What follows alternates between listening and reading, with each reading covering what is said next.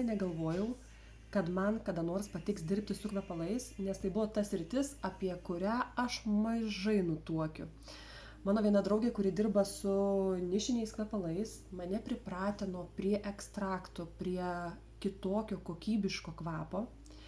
Ir aš taip įėjau į tą kvapų erą.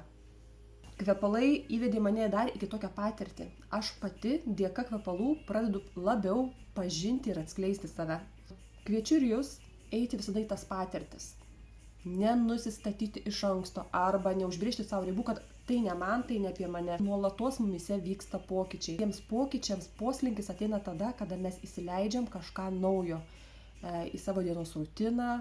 Ne veltui yra tie iššūkiai, pabendravom su kažkokiu žmogumi, jau kažką tas žmogus mumise palieka, ar ne? Arba tas pats kvapas, ar ne, kvepalai. Jie duoda tokį vidinį jausminį foną, kur tu pauosti ir tau sužadina tavyje prisiminimus arba pagerina tavo nuotaiką.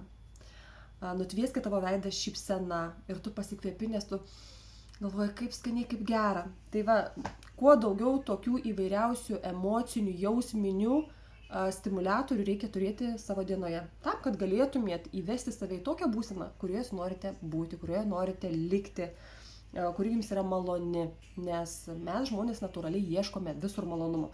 Taigi veikla su kvepalais tokia žavinga, labai žavinga, tai yra taip pat kažkoks toks atradimų kelias.